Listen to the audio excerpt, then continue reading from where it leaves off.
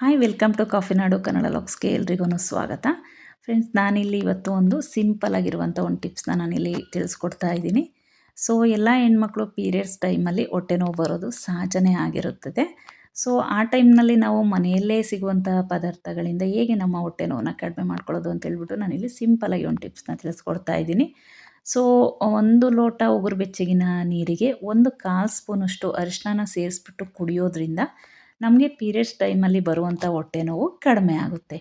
So ಈ ಅರಿಶಿಣದಲ್ಲಿ ಆ್ಯಂಟಿ accident ಇರೋದ್ರಿಂದ ಇದು ರೋಗನಿರೋಧಕ ಶಕ್ತಿನ ನಮ್ಮ ಬಾಡಿಗೆ ಇರಿಸೋದ್ರಿಂದ ಸೊ ಇದರಿಂದ ಹೊಟ್ಟೆ ನೋವು ಕಡಿಮೆ ಆಗುತ್ತೆ. ಆ್ಯಂಡ್ ನಾರ್ಮಲ್ ಟೈಮಲ್ಲಿ ಬರೋವಂಥ ಹೊಟ್ಟೆ ನೋವು ಕೂಡ ಈ ಉಗುರು ಬೆಚ್ಚಗಿನ ನೀರಿಗೆ 1/4 ಸ್ಪೂನಷ್ಟು ಅರಿಶಿನ ಸೇರಿಸಿ ತಗೊಳ್ಳೋದ್ರಿಂದ ಹೊಟ್ಟೆ ನೋವು ಕಡಿಮೆ ಆಗುತ್ತೆ. ಸೊ ಅಂದರೆ ನಮ್ಮ ಹೊಟ್ಟೆ ಸ್ವಲ್ಪ ಕ್ಲೀನ್ ಆಗುತ್ತೆ. ಸೊ ಅದರಿಂದನೂ ಕೂಡ ಹೊಟ್ಟೆ ನೋವು ಕಡಿಮೆ ಆಗುತ್ತೆ. ಅದರಲ್ಲೂ ಪೀರಿಯಡ್ಸ್ ಟೈಮಲ್ಲಿ ತೊಗೊಳ್ಳೋದ್ರಿಂದ ಅಂತೂ ಎಷ್ಟೇ ಹೊಟ್ಟೆ ನೋವಿದ್ರೂ ಅದು ಇಮಿಡಿಯೇಟ್ಲಿ ಕಡಿಮೆ ಆಗುತ್ತೆ. ಸೊ ಈ ಟಿಪ್ಸ್ನ ಯಾರೆಲ್ಲ ಫಾಲೋ ಮಾಡ್ತಾ ಇರಲ್ಲ ಅವರು ಖಂಡಿತ ಫಾಲೋ ಮಾಡಿ. ಇದು ಒಂದು ಗುಡ್ ರಿಸಲ್ಟ್ ಕೊಡುತ್ತೆ.